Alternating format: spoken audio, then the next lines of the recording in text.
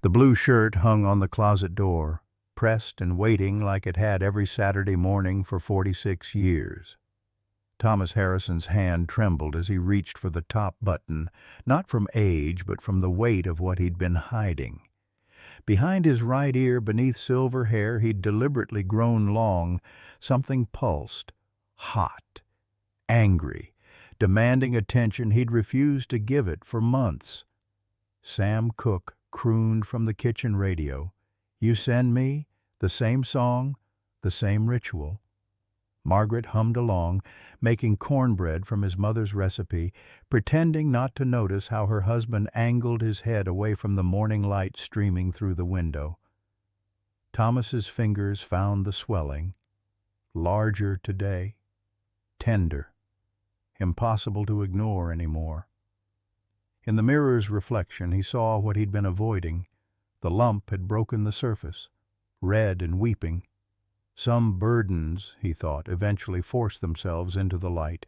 Leave a like and share your thoughts in the comments along with the city you're watching from now. Let's continue with the story. Thomas Harrison had carried worse than a swollen lump behind his ear. He'd carried the weight of jungle mud on his boots, the screams of children in a village that shouldn't have burned, and the look in Lieutenant David Morrison's eyes right before the trigger pulled. That was 50 years ago. Vietnam, 1968. He'd been 23, a sergeant with the 1st Cavalry Division, young enough to believe orders were always right, old enough to know better when they weren't. Now, at 73, his hands still knew the grip of an M16, though they shook, pouring morning coffee.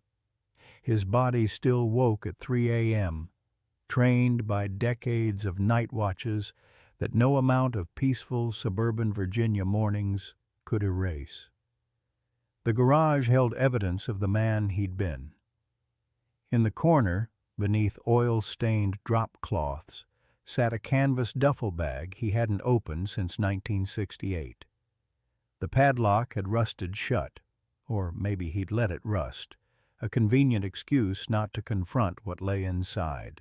On the wall hung a single black-and-white photograph. Young soldiers squinting in harsh sunlight, Thomas standing in the back row already carrying something the camera couldn't capture. No medals decorated his walls, no Purple Heart in a velvet case, though the paperwork said he'd earned one.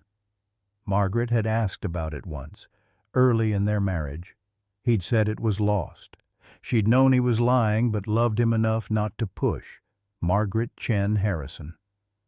They'd met at a church social in 1972, 4 years after he'd come home from the war but never really left it.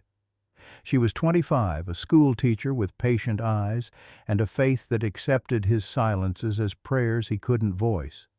She'd learned to cut his hair herself, her scissors always veering away from his right ear without him having to ask.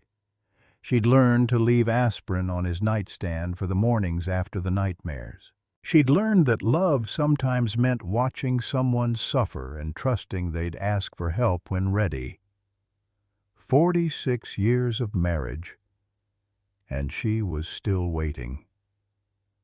Their daughter, Emily, had inherited Thomas's quiet strength and Margaret's stubborn care. At 44, Dr. Emily Harrison Chen worked emergency medicine at Richmond General, saving lives with the same single-minded focus her father had once used to end them. She'd been divorced 2 years now, her 16-year-old son Jason living primarily with his father, though the custody arrangement sat unsigned in her desk drawer like an admission of failure. Emily hadn't known her father carried a Purple Heart until she was 30. She still didn't know why he'd earned it. Some families passed down recipes and photo albums. The Harrisons passed down silence, each generation perfecting the art of loving from a careful distance. The itch had started 3 months ago, innocent as a mosquito bite. Thomas had scratched it absently during the Wednesday Veterans Breakfast at the American Legion Hall, surrounded by men who understood the particular silence that came from seeing too much. Jimmy Kowalski, an Iraq veteran young enough to be Thomas's grandson, had noticed first. "Tom, you okay? That's the third time you've gone for your ear." "Mosquito bite," Thomas had said, and the lie came easy as breathing. 50 years of practice made deception smooth. But lies couldn't stop biology. The bite became a bump. The bump became a lump. The lump began to throb with its own heartbeat, pulsing against his skull like something alive trying to escape. By April, blood traced thin lines down his neck from nighttime scratching he couldn't control. His fingernails carried evidence each morning, dark crescents that Margaret pretended not to see as she poured his coffee. The veteran's breakfast came around again. Thomas sat at the usual table, hat pulled low, collar turned up despite the spring warmth. His coffee cup rattled against the saucer each time he set it down. The other veterans stared with the particular awareness of men trained to notice when a brother was wounded, but military courtesy kept them silent. Halfway through his eggs, Thomas's hand moved to his ear for the dozenth time. When he pulled it away, blood dotted his fingertips.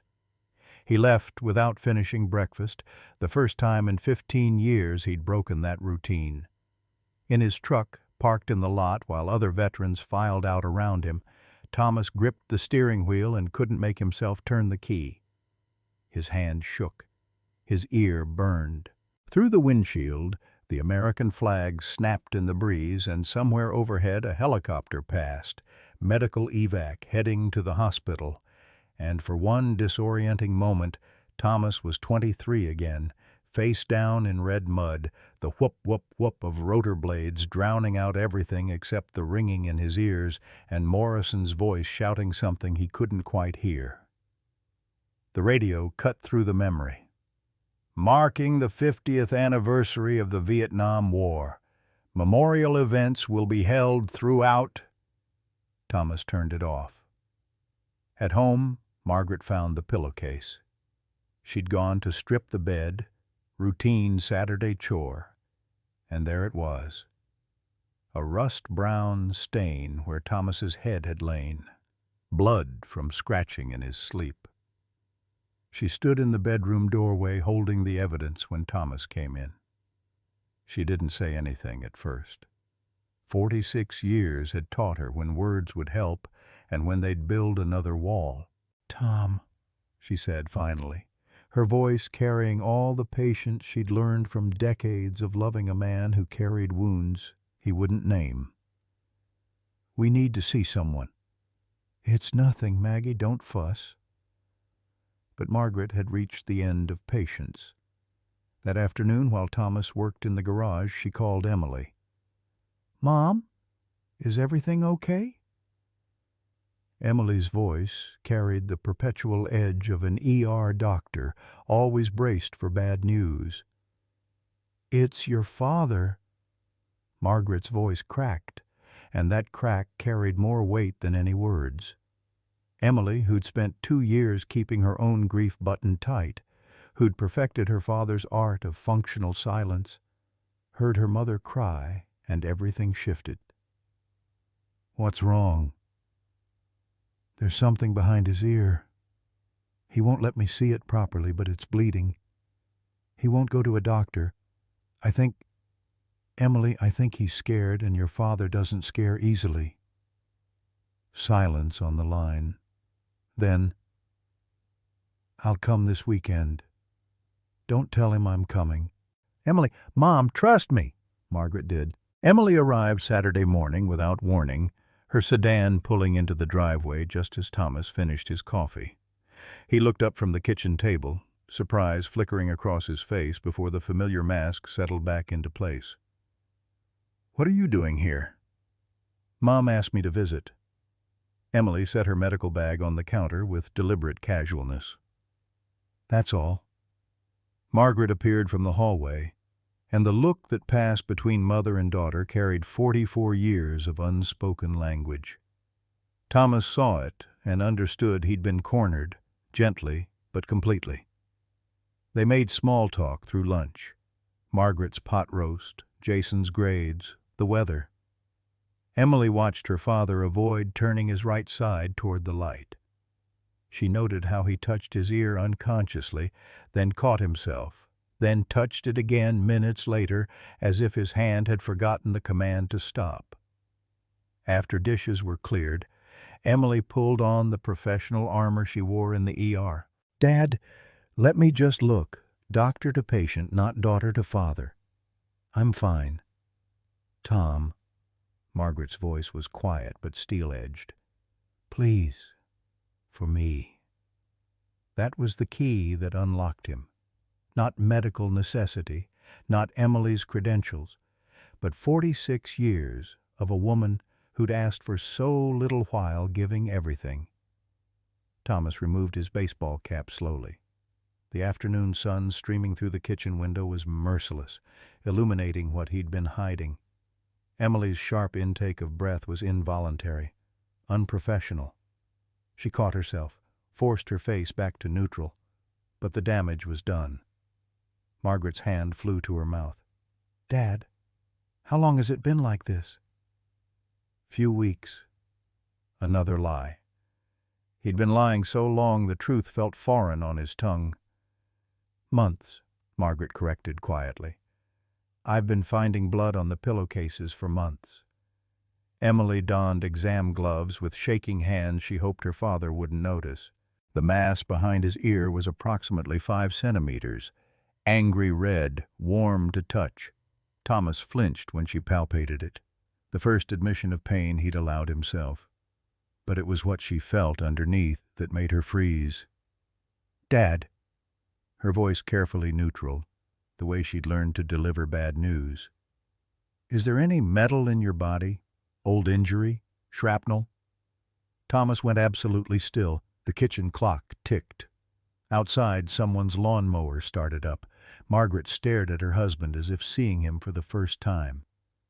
"Tom?" Her voice barely a whisper. He didn't answer. Couldn't answer. His eyes had gone somewhere else, somewhere 50 years away. Emily pulled off the gloves. "We need imaging, X-rays, probably CT scan. There's something hard underneath the tissue, and it's not bone." "What does that mean?" Margaret asked. "It means—" Emily looked at her father, really looked at him, and saw what she'd missed for 44 years. Not just distance, but secrets that had calcified into something physical. "It means we need to see what we're dealing with." Thomas found his voice. "No hospitals." "Dad, you don't have a choice." "I said no." The stubbornness that had sustained him through a war and 50 years of silence flared hot. Emily met it with equal force, inherited from the same source. "Then you'll die. Is that what you want? To leave Mom alone because you're too proud to—" "You don't understand." "Then help me understand." Emily's composure cracked. "You've shut me out my entire life. Shut Mom out. Whatever you're carrying, whatever happened, leave it alone, Emily." "I can't. I'm a doctor, and I'm your daughter, and I'm telling you that if you don't get treatment, you'll be dead in months, maybe weeks." Margaret stood abruptly, her chair scraping against the linoleum. She walked to the window, shoulders rigid, then turned. When she spoke, her voice carried a weight that silenced both her husband and daughter. "I've stood by you for 46 years, Tom Harrison. Never pushed, never demanded. Loved you through nightmares you wouldn't name and silences I couldn't break. Asked for nothing except you beside me." Her voice cracked, but didn't break. "I'm asking now, whatever you're protecting me from, whatever you're hiding, I don't care. I care that you're here, with me, alive." Thomas stared at his wife, this woman who'd loved him despite everything he wouldn't give her, and something in him finally began to fracture. It's not that simple, Maggie. It is exactly that simple. Emily will make the appointment. You will go. We'll face whatever comes together. She paused, and when she spoke again, her voice dropped to a whisper. Please, Tom, don't make me lose you to something we can fix when I've already lost so much of you to things we can't. In the silence that followed, Thomas touched his ear one more time. Then, slowly, he nodded. Okay, I'll go. The VA Medical Center waiting room smelled like institutional coffee and old magazines. Thomas sat between Margaret and Emily, an intake form trembling in his hands. The line that stopped him read, "Service-related injury." He checked the box, erased it, checked it again. Around them, elderly veterans waited with the particular patience of men who'd learned to hurry up and wait. A poster on the wall declared, "Welcome home, veterans," in red, white, and blue letters that felt 50 years too late. The radio played softly from the reception desk. Marking the 50th anniversary of the Vietnam War, memorial events will be held throughout the month. Thomas's jaw tightened. A young veteran, maybe 30, Afghan War written in the careful way he held his left side, approached the desk. "Thank you for your service," he said to Thomas in passing, the greeting automatic, sincere. Thomas managed a nod, but couldn't find words. What do you say to gratitude when you're not sure you deserve it? Emily stood at the counter, speaking in low tones with the clerk, pulling the privilege of being both family and physician. Thomas watched his daughter's back, straight and professional, and wondered when she'd learn to carry herself like a soldier. "Your father's records show a Purple Heart," the clerk said, not quite quietly enough. "Dated April 1968. Incident classified." Emily's head snapped toward Thomas, shock naked on her face before she remembered where she was and smoothed it away. But he'd seen it. The questions forming, the pieces she was starting to assemble. The X-ray room was cold and clinical. The technician, a cheerful woman in her 50s, positioned Thomas's head carefully. "Just hold still, hun. This'll only take a minute. And thank you for your service." Thomas lay on the table, staring at acoustic ceiling tiles, and tried not to hear the helicopter blades. Except they weren't helicopter blades, just the whir of the X-ray machine. But his body didn't know the difference. His heart hammered, his palms sweated. Somewhere in his mind he was 23 again, face down in mud, the world spinning, Morrison's boots running away while someone else, the medic, Chen, that was his name, pressed gauze to Thomas's head and said, "Stay with me, Sarge. Stay with me." All done. The technician's voice pulled him back. "You did great." Thomas sat up slowly, the room tilting slightly. Emily was there immediately, hand on his elbow, steadying him without making it obvious. When had his daughter learned to do that? To help without hurting pride? 20 minutes later, they sat in a consultation room. The radiologist, a thin man with kind eyes, clipped films to the light box. Emily stood beside him, professional courtesy allowing her to see before Thomas did. She went pale. Thomas knew in that moment before anyone spoke that whatever she was seeing would change everything. "Mr. Harrison," the radiologist began, then corrected himself. "Sergeant Harrison, there's significant inflammation around the mass, but there's also—" He pointed to the X-ray. "There's a metal fragment embedded in your temporal bone." Thomas stared at the image. There it was, ghostly white against gray bone, unmistakably a bullet. "Combat injury?" the radiologist asked gently. Yes, Thomas said, because it was easier than the truth. Emily's voice was tight, controlled. Dad, you've had a bullet in your head for 50 years?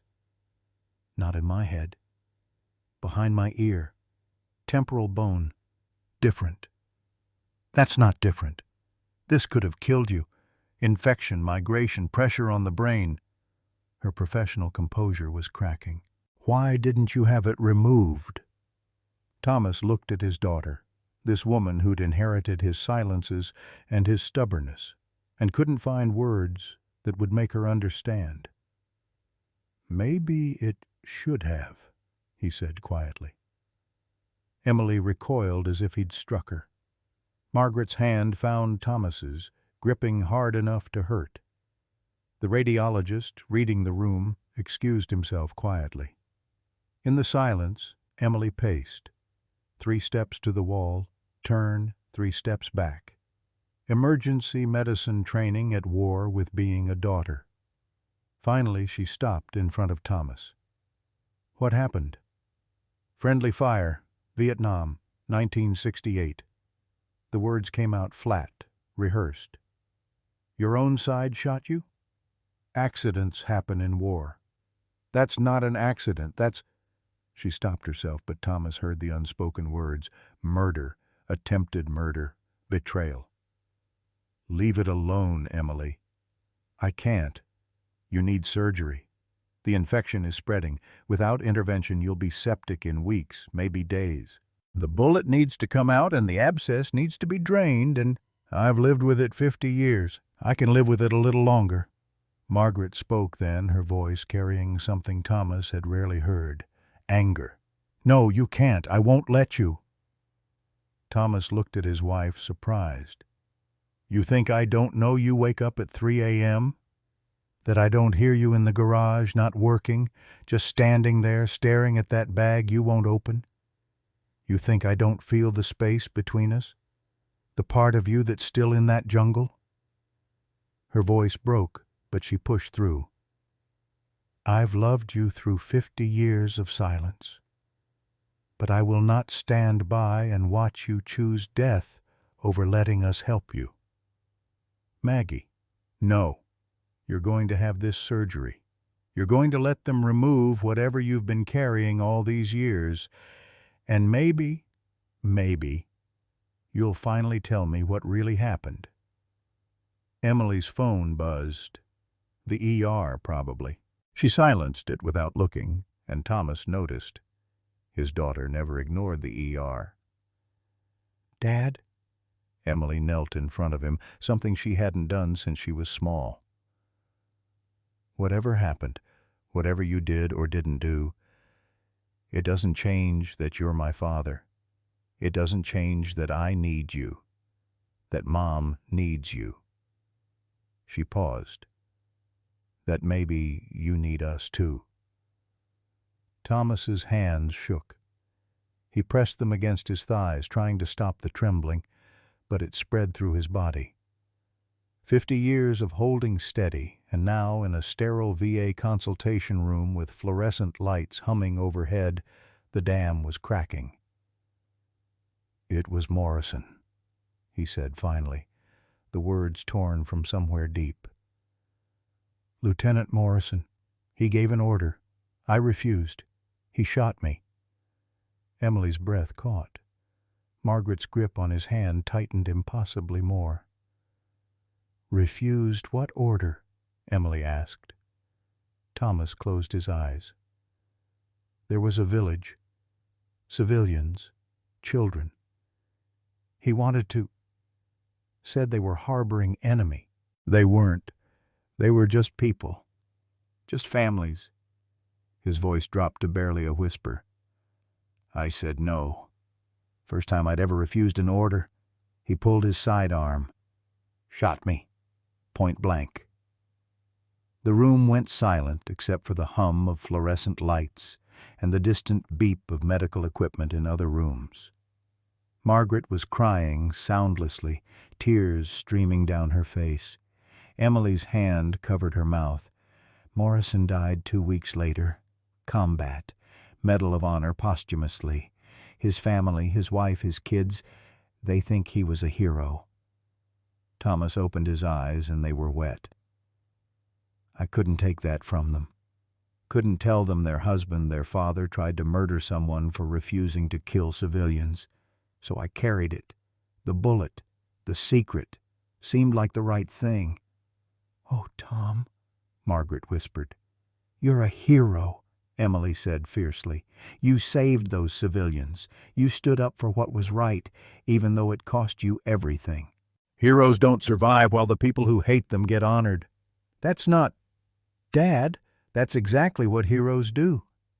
They survive carrying impossible burdens because they're strong enough to bear them." Emily stood. "But you don't have to carry this one alone anymore. Let us help. Please." Thomas looked at his wife, his daughter, these two women who loved him despite everything he'd withheld. Slowly he nodded. "Okay," he said. "Okay, I'll do the surgery." Surgery was scheduled for the following Tuesday. 3 days that stretched like years. Emily canceled her shifts, the first time in her career she'd prioritized family over the ER. She stayed at her parents' house, sleeping in her childhood bedroom where faded posters still clung to walls, watching her father with a physician's eye and a daughter's heart.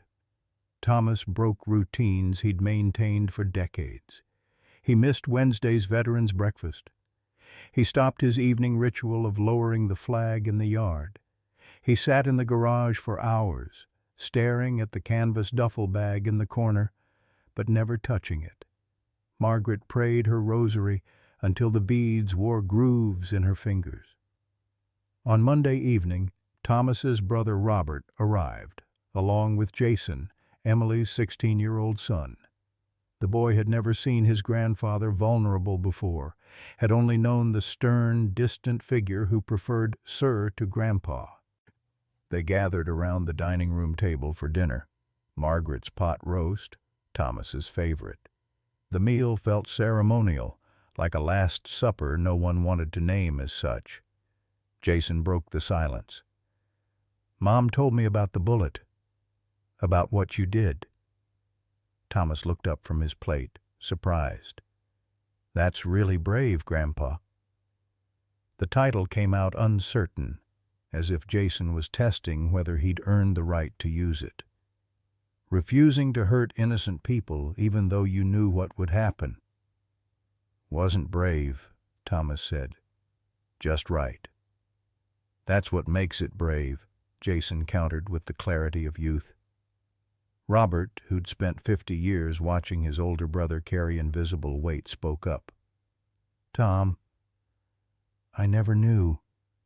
All these years I thought you just didn't like talking about the war. Didn't realize you were protecting someone. Morrison's family didn't deserve to know their hero was—" Thomas trailed off. "A man who made a terrible mistake," Emily finished. "That's all any of us are, Dad. People who make choices good and bad and live with the consequences." Margaret set down her fork.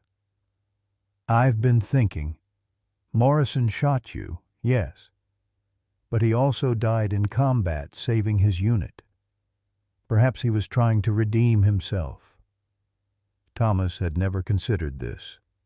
50 years of carrying Morrison's shame alongside his own guilt for surviving, and it had never occurred to him that Morrison might have sought his own redemption.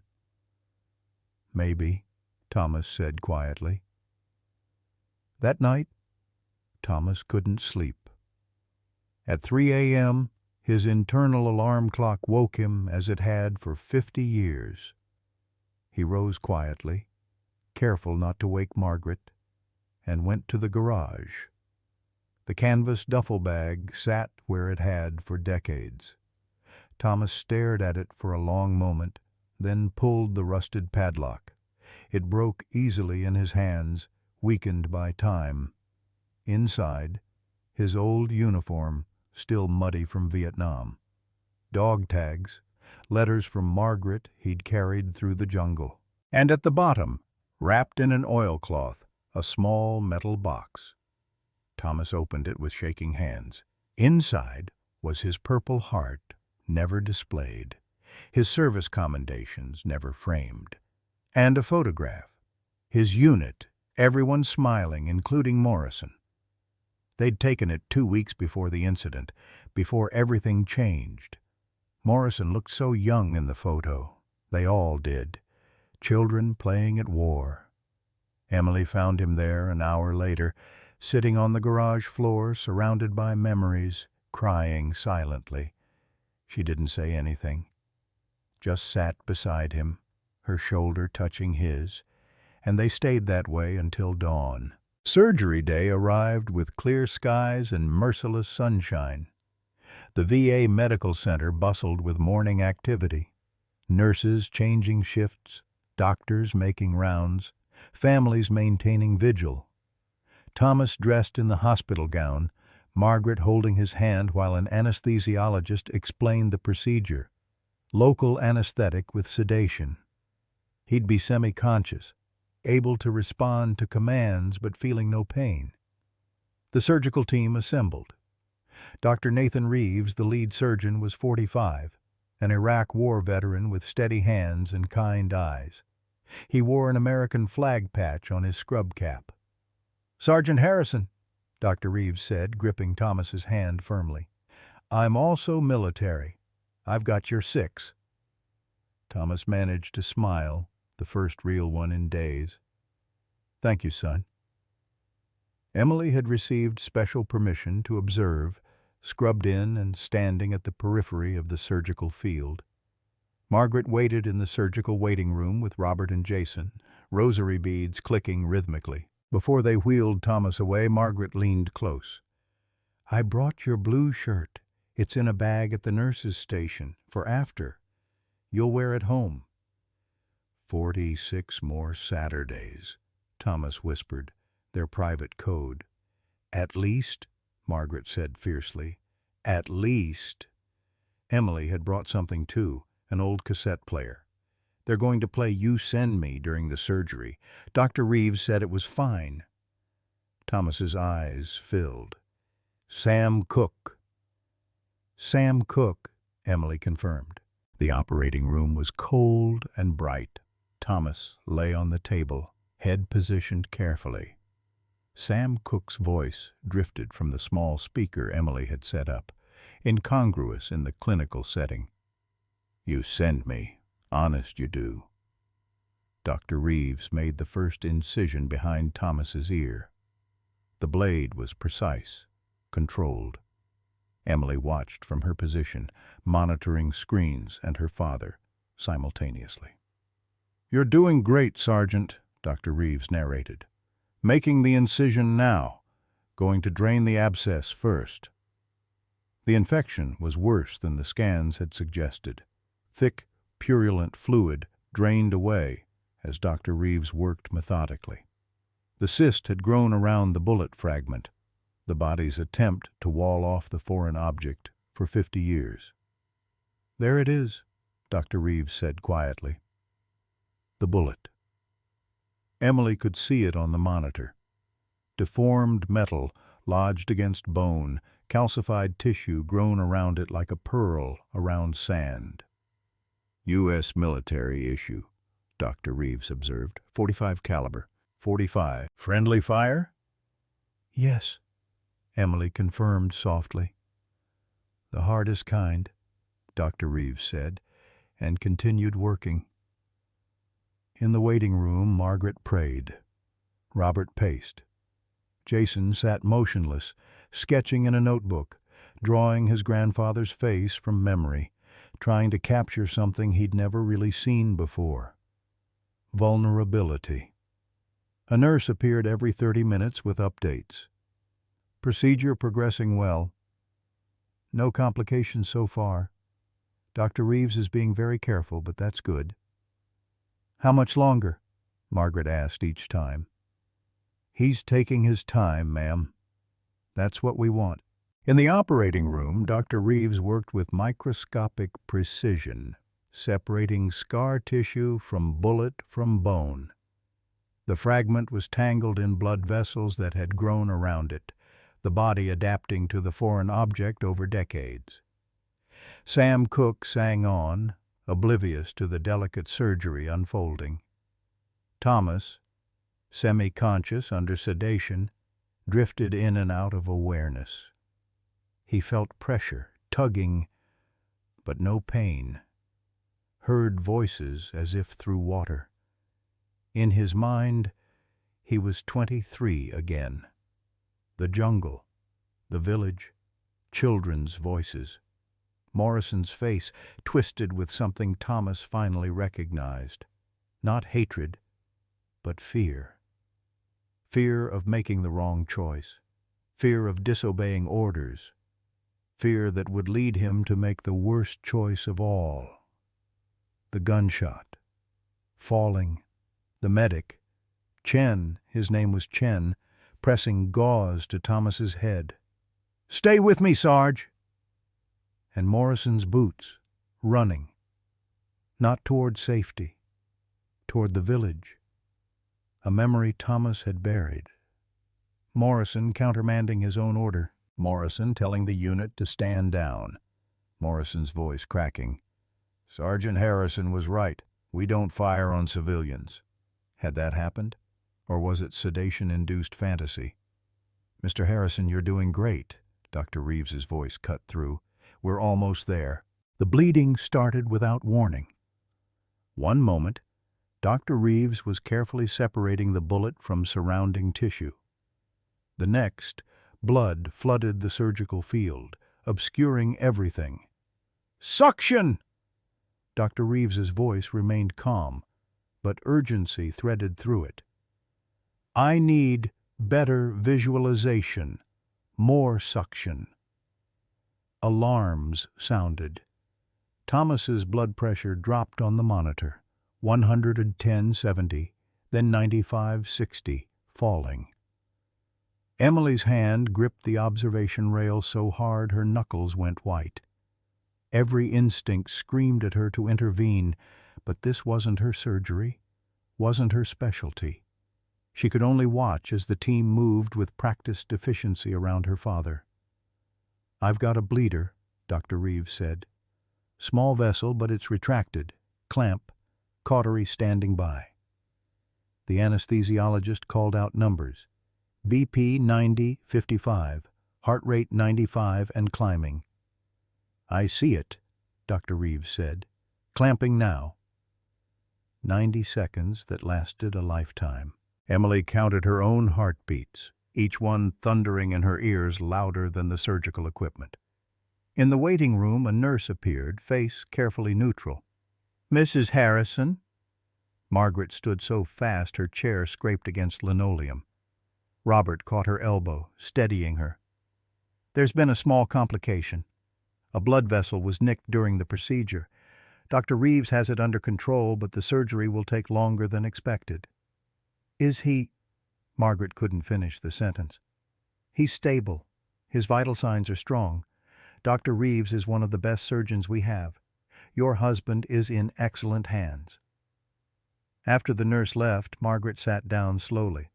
Her rosary beads had left indentations on her palms from gripping them so hard. She raised them again, lips moving in silent prayer. Jason moved closer to his grandmother, uncertainty written on his young face. "Grandma, is Grandpa going to be okay?" Margaret looked at her grandson, this boy who was just beginning to know the man Thomas really was, and forced strength into her voice. "Yes, he's survived worse than this." In the operating room, the crisis passed as quickly as it had come. Dr. Reeves cauterized the bleeding vessel, smoke rising briefly before the suction cleared it. The surgical field came back into focus. "Bleeding controlled," Dr. Reeves announced. "BP stabilizing, 110/70 and rising." Emily released the breath she'd been holding. On the table, Thomas stirred slightly, his semi-conscious mind registering the commotion. even if he couldn't fully understand it. "You're okay, Dad," Emily said quietly, knowing he probably couldn't hear her but needing to say it anyway. "You're going to be okay." Dr. Reeves returned to the delicate work of extracting the bullet. It had been lodged in the temporal bone for 50 years, the body growing around it, adapting to the foreign metal until bullet and bone were almost fused. "Applying gentle traction," Dr. Reeves narrated. "The fragment is coming free. Almost there." One final careful pull, and the bullet lifted away from bone. "Got it, Doctor." "Got," Reeves said, holding the deformed metal in his forceps. He placed it carefully in a specimen container. 50 years in a body. 50 years of infection growing, slowly, imperceptibly, until the body could no longer contain it. Now in a plastic jar. Harmless. Emily stared at the bullet. Such a small thing to carry such enormous weight. Dr. Reeves inspected the cavity left behind, checking for any remaining fragments, ensuring the margins were clean. "Field is clear. Complete excision. No residual fragments. Starting closure." The worst was over. But as Dr. Reeves began the closure, a surgical nurse noticed something. "Doctor, there's something else here. In the scar tissue." Dr. Reeves paused, peering closer. "What is it?" "Looks like fabric?" "Something wrapped around the bullet." Dr. Reeves carefully extracted it. A small yellowed piece of material, waterproofed, sealed. Inside was an envelope, incredibly preserved despite decades in living tissue. The operating room went silent except for the beep of monitors and the fading notes of Sam Cooke. The envelope was addressed in faded handwriting. "To whoever saves Sergeant Thomas Harrison. Signed, 1LT David Morrison, U.S. Army." Emily's gasp was audible even through her surgical mask. Dr. Reeves looked at her, then at the envelope, understanding passing between them. He placed it carefully in a sterile container. "We'll give this to him when he wakes." But Emily was already reading the date on the envelope. April 14th, 1968. The day before Morrison died. Recovery took 2 hours. Thomas woke gradually, groggy from sedation, the first thing he saw being Margaret's face hovering over him, tears streaming down her cheeks, but smiling. "Hey, beautiful," he whispered, their tradition. "Hey, soldier," she managed through tears. Emily appeared, still in scrubs, holding 2 items. First, a specimen jar containing the deformed bullet. "Dad, look, it's out." Thomas stared at the metal that had lived inside him for 50 years. His hand reached up, touched the bandage behind his ear, felt the absence of weight he'd carried so long he'd forgotten it was there. 50 years, he whispered. "Finally." But Emily's face was strange. Not just relief, but something else. She held up the second item, an aged envelope. "Dad, they found this. In the scar tissue. Morrison left you a letter." Thomas's world tilted. "What?" "He wrote it before he died. The medic, his name was Chen. He must have planted it when he treated your wound. Left it there to heal with you." Emily's hand shook as she opened the envelope, yellowed paper crackling. Margaret moved closer, one hand on Thomas's shoulder. Emily began to read, and with each word, 50 years of guilt began to crack open. Emily's voice shook as she read Morrison's handwriting, faded but legible after 50 years sealed in flesh. April 14th, 1968. To whoever saves Sergeant Thomas Harrison. I shot a better man than I'll ever be. I pray to God you're reading this because it means he survived my cowardice. Today I gave an order to burn a village. Intelligence said they were harboring enemy combatants. I believed it because it was easier than questioning. Sergeant Harrison refused. He saw what I couldn't or wouldn't see. Families, children, people just trying to survive a war they didn't start. When he said, "No, sir," I should have listened. Instead, I pulled my sidearm. I shot him in the head because I was afraid of what his refusal meant about me. That I was wrong. That I was willing to kill innocents to follow orders. That I was becoming something my mother wouldn't recognize. By the time I reached the village, Harrison was being evacuated. I countermanded my own order, told the unit to stand down. 32 civilians survived because Harrison had the courage I lacked. I'm recommending him for the Silver Star, though I doubt I'll live to see it approved. I'm going to make sure he gets it, even if I have to haunt the command post from hell. He saved those people by refusing me. I hope this letter reaches him, though I suspect he'll never know. Men like Harrison don't get wounded and remove bullets. They live with them, carry them like everything else. If you're reading this, Sergeant Harrison survived my worst. That's proof God favors the righteous, even when I tried to play God myself. Tell my wife Linda I tried to do right at the end. Tell my children their father learned what honor really means from a man he tried to kill. Tell Harrison he was the bravest man I knew. The bullet I gave him should have been mine. Some burdens aren't his to carry. This shame is mine. I'm sorry I made him carry it anyway. 1 LT David Morrison, 1st Cavalry Division. Silence filled the recovery room, broken only by the soft beep of monitors and Thomas's ragged breathing. He was sobbing, 50 years of tears finally breaking through the dam he'd built. Margaret held him, careful of the bandages, as his body shook with grief and relief and something that might have been forgiveness. "He didn't hate me," Thomas whispered. "All these years, I thought he died hating me." "He died trying to redeem himself," Emily said, her own tears falling. "And you never knew."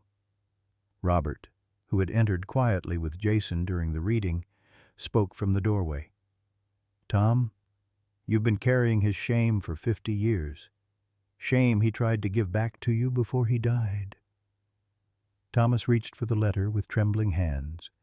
Emily placed it carefully in his palm, the paper fragile as grief. "I avoided his family," Thomas said. "His widow, his children. Couldn't face them knowing what he'd done. Thought they deserved to remember him as a hero."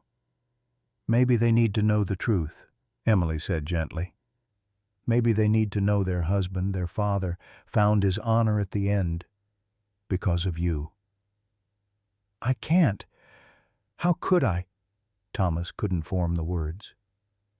Margaret, who had been silent through the reading, finally spoke. "We'll find them. Together. When you're healed, we'll find them and give them their husband and father back. The whole man, not just the hero." That evening, as Thomas dozed in and out of consciousness, Emily sat in the hospital cafeteria with her phone, searching. It took less than an hour to find what she needed. Linda Morrison, age 73, widowed 1968, living in Columbus, Ohio. 2 children. David Morrison, Jr., 59, attorney. Sarah Morrison Chen, 56, physician. Emily's breath caught on the last name. Chen. The same surname as the medic who had treated her father, the same surname as her ex-husband's family. She called the number listed, her heart pounding. A woman answered on the 3rd ring. "Hello? Mrs. Morrison? Mrs. Linda Morrison?" "Yes? Who's calling?" "My name is Dr. Emily Harrison. I'm calling about my father, Thomas Harrison. He served with your husband in Vietnam." Silence on the line. Then, Sergeant Harrison? You know him? I know of him. Linda's voice carried something Emily couldn't quite identify. Is he still alive? Yes, ma'am. He just had surgery. They removed a bullet from his head. A bullet that had been there for 50 years. Another silence. The bullet David fired. Emily's world tilted. You knew? The medic visited me after the war. James Chen. He told me everything. What David did, what your father refused to do, the village your father saved. Linda's voice cracked. And he gave me David's diary. I've known for 50 years what my husband did, what he tried to do. Emily couldn't speak. Dr. Harrison, is your father well enough to talk? Not yet, but soon. Mrs. Morrison, they found something else. A letter. From your husband. It was sealed with the bullet. Your husband wrote it the day before he died. Emily heard Linda Morrison begin to cry, soft and quiet and full of 50 years of grief. He tried to make it right, Linda whispered. At the end he tried. Yes, ma'am, he did. I'd like to meet your father when he's well. I've been waiting 50 years to thank the man who gave my husband a chance to die with honor. 3 days later, when Thomas was stable enough to process the information, Emily told him about Linda Morrison, about the phone call, about the invitation to meet.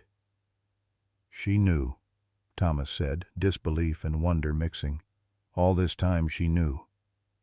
And she's been waiting for you, Emily said. Not with anger, with gratitude. I don't understand. Dad, Morrison's letter said you gave him a chance to do right. Mrs. Morrison said you gave him a chance to die with honor. He saved his platoon 2 days after shooting you. Ran into enemy fire to draw them away from wounded soldiers. Died a hero because you showed him what heroism looked like. Thomas stared at the ceiling, processing. I spent 50 years avoiding his family because I thought they deserved better than the truth. Maybe they deserved the whole truth, Margaret said quietly. The man who made a terrible mistake and the man who died fixing it. Jason, who had been sitting silently in the corner, spoke up. Grandpa, I looked up Lieutenant Morrison. He got the Medal of Honor. His family has a foundation that helps veterans. His daughter is a doctor at the VA. Sarah Chen, Emily added. Morrison's daughter married James Chen's son, the medic who saved your life, Dad. He married one of the villagers you saved. Their son married Morrison's daughter. The connections were impossible, divine, too intricate to be coincidence. Some things are meant to be, Margaret said. Some healing takes 50 years. But it still happens. Thomas reached for his wife's hand, then his daughter's. I can't face them alone. You won't have to, Emily promised. When I'm healed, Thomas said, decision forming, when I can travel, we'll go to Ohio. We'll find them. We'll find them together, Margaret corrected. Robert stepped forward, placing the Purple Heart and Silver Star on Thomas's bedside table. Tom, these belong to you. Morrison's recommendation went through. The Army finally processed it. 50 years late, but honor is timeless. Thomas stared at the medals he'd hidden for half a century. Now they sat in sunlight next to flowers Margaret had brought, next to a water pitcher and a call button, and all the ordinary things that make up a life being saved. Some bullets take 50 years to remove, Thomas said quietly, but they teach you things while they're in there, about carrying weight, about shame and honor, about the difference between the two. He touched the bandage behind his ear. For the first time in 50 years, the weight was truly gone. But a new weight had taken its place. The weight of truth that needed telling. Of a widow who'd been waiting, of children who deserved to know their father completely. "How long until I can travel?" Thomas asked Emily. 6 weeks, maybe 8. Then in 6 weeks we drive to Ohio. "We drive to Ohio," Emily confirmed. Outside the hospital window, an American flag snapped in the wind, and somewhere in the distance, a helicopter passed overhead. Thomas listened to the sound and didn't flinch. 6 weeks later, Thomas Harrison stood in front of his bedroom mirror wearing the blue shirt Margaret had promised him. The scar behind his right ear was pink and healing, visible now that he'd stopped hiding it. He turned his head, examining it from different angles, and for the first time in 50 years, felt something like pride. Margaret appeared in the doorway, ready, as I'll ever be. The drive from Virginia to Columbus, Ohio took 8 hours. Thomas drove the first shift, Margaret beside him in the passenger seat where she'd sat for 46 years of Saturday morning drives. Emily sat in the back, watching the landscape change and listening to her parents talk in a way they never had before. Thomas told stories about Vietnam. Not the violence, but the men. The soldiers who'd become brothers. The villages they'd passed through. The children who'd waved at American trucks. The weight of carrying a rifle and the heavier weight of deciding when not to use it. Emily shared stories about medical school, about the patients who'd taught her that healing was about more than closing wounds, about her divorce, about the distance she'd kept from everyone, including her son, because she'd learned isolation from the master. "I'm sorry," Thomas said, meeting Emily's eyes in the rearview mirror, "for teaching you to carry things alone." "I'm sorry I learned it so well," Emily replied. Margaret held Thomas's hand across the center console and said nothing, but her grip said everything. They stopped at a diner for lunch. Thomas ordered without checking which side of the booth faced the door, another habit he'd maintained for 50 years, always positioning himself to see threats approaching. Today he sat with his back to the entrance and felt only slightly uncomfortable. "Progress," Margaret said, noticing. "Progress," Thomas agreed. Linda Morrison's house was a small ranch with an American flag in the yard, so similar to Thomas's own home that he almost laughed at the symmetry. He parked on the street and sat for a moment, hands on the steering wheel, breathing. "We can leave," Margaret offered. "We can turn around right now." Thomas shook his head. "No, I need to finish this." Emily touched his shoulder from the back seat. "We're right here, Dad." They walked to the door together. Thomas rang the bell, and his hand only shook a little. The woman who answered was 73, with silver hair and kind eyes that were already filling with tears. She looked at Thomas, and recognition crossed her face immediately. "Sergeant Harrison," she said, her voice breaking. "I've been waiting 50 years for this." Thomas couldn't speak. Margaret's hand found his, steadying him. "I'm Linda Morrison," the woman continued. "Please, come in." The living room was filled with photographs. Morrison in his uniform on their wedding day. Morrison with 2 small children. But also later photos. The children grown, grandchildren, great-grandchildren. Life that had continued after death. "Your family is beautiful," Thomas managed. "Thank you. David never got to meet his grandchildren, but I like to think he'd be proud of how they turned out." Linda gestured to the photos. "This is David Jr. He's an attorney, works with veterans' rights. And this is Sarah. She's a doctor at the VA in Cleveland." Emily stepped forward. "Sarah Morrison Chen? I know her. We work together sometimes on multi-hospital cases." Linda smiled. She married James Chen's son, the medic who saved your father. James married one of the villagers from the village your father protected that day. The connections were impossible and perfect. Linda invited them to sit. She brought out tea, and for a moment they were just people in a living room, not survivors of trauma and grief. Mrs. Morrison, Thomas started. I need to... Please call me Linda. Linda, I need to apologize for your husband, for what happened. Linda held up her hand, stopping him. Sergeant Harrison, may I show you something?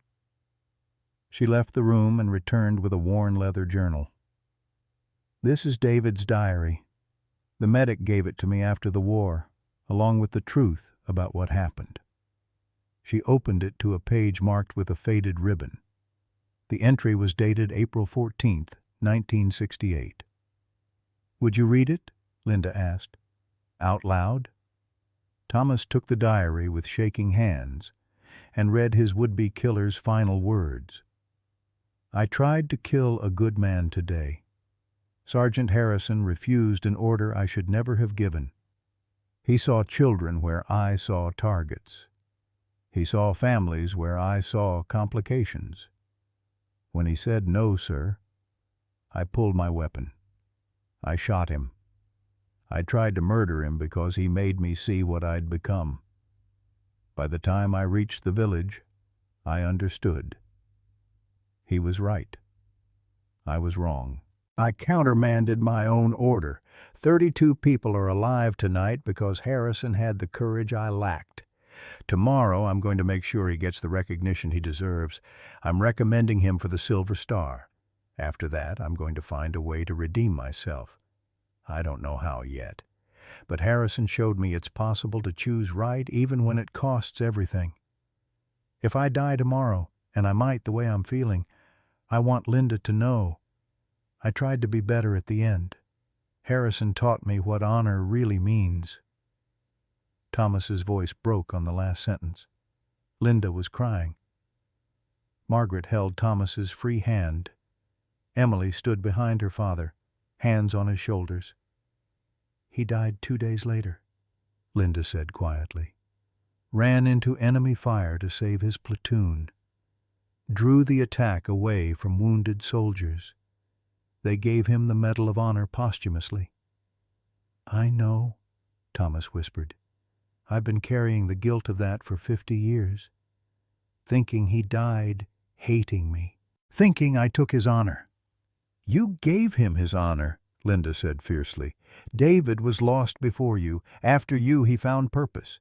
He died a hero because you showed him what heroism looked like. Sergeant Harrison, I haven't spent 50 years angry at you. I've spent 50 years grateful. Thomas looked up, disbelief written across his face. You saved 32 people that day, including a young woman named Mai Chen. She grew up, married the medic who saved your life, and they had a son who married my daughter. You gave David the chance to die with honor instead of shame. You carried his burden for 50 years, even though it wasn't yours to carry. Linda's voice broke. Thank you. Thank you for refusing that order. Thank you for surviving. Thank you for carrying what David couldn't. Thomas broke. 50 years of tears he'd held back poured out, and Linda Morrison, widow of the man who tried to kill him, held his hands and cried with him. Margaret and Emily held each other, watching two people who'd been separated by violence and time finally find peace. Later, Linda's children arrived. David Morrison, Jr. shook Thomas's hand and said, You gave my father back to us, the whole man, not just the medal. Sarah Morrison Chen embraced Emily like a sister. Our father's pain connected us, but we're here now, all of us. Healing.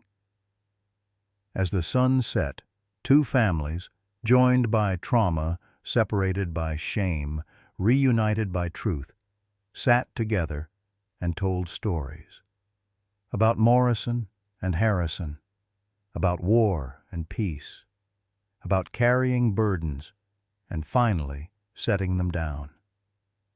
Thomas touched the scar behind his ear and felt for the first time in 50 years completely free. That evening, they took a photograph, the Harrisons and the Morrisons, together at last. Some healing takes 50 years, but it still happens. 3 months later, on a Saturday morning, Thomas Harrison dressed in his blue shirt.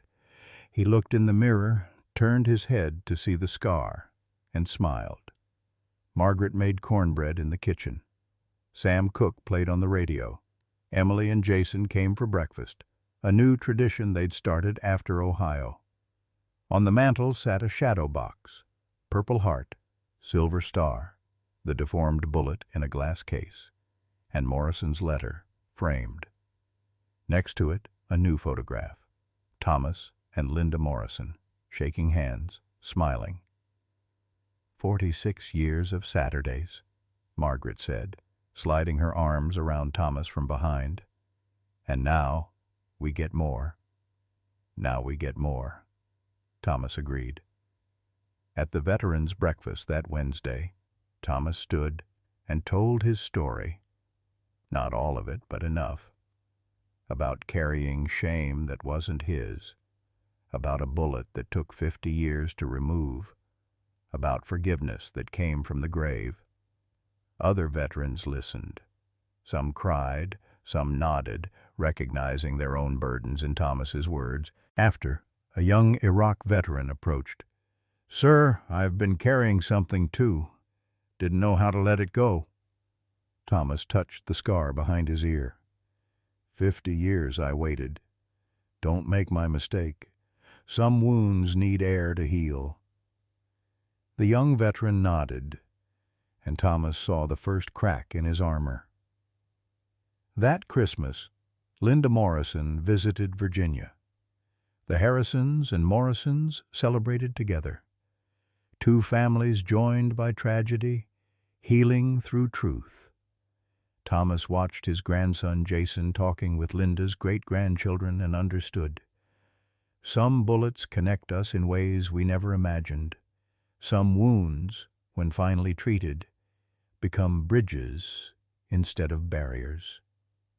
Margaret squeezed his hand.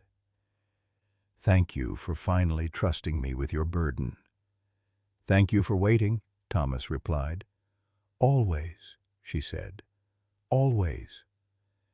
Outside, snow began to fall, clean and white and new.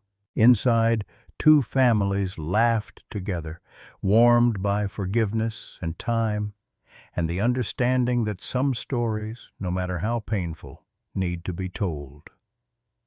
Thomas Harrison lived to 94. He spent his remaining years speaking at VA hospitals, helping veterans find the courage to unburden themselves. He told his story hundreds of times, each telling a small act of healing. Margaret passed peacefully at 92, holding Thomas's hand, the blue shirt folded at his bedside. The bullet that nearly killed Thomas twice is now displayed at the National Museum of American History, alongside Morrison's letter and Thomas's Silver Star. A plaque reads, "Some wounds take 50 years to heal, but truth always finds its way to the surface, and forgiveness, though late, is never too late." Not all scars are visible, but all scars need healing, and healing, though it may take 50 years, is always worth the wait. Sometimes the heaviest burdens aren't the ones we carry for ourselves, they're the ones we carry for others. Thomas Harrison lived 50 years with a bullet in his head, not because he couldn't remove it, but because he was protecting a dead man's honor. He thought silence was strength. He thought carrying shame alone was noble. He was wrong. The truth is, every secret we bury becomes a wound that festers. Every burden we refuse to share becomes a wall between us and the people who love us. Thomas's story reminds us that it's never too late to unburden ourselves, to trust the people who've stood by us, to let healing finally happen. His wife waited 46 years. His daughter came home. A stranger he'd never met had been waiting to forgive him for half a century. What are you carrying that doesn't belong to you? What shame are you protecting that's slowly killing you? What truth have you been too afraid to speak? The people who love you aren't waiting for perfection. They're waiting for honesty. Leave a comment below. What burden have you been carrying alone? And what would it take for you to finally set it down?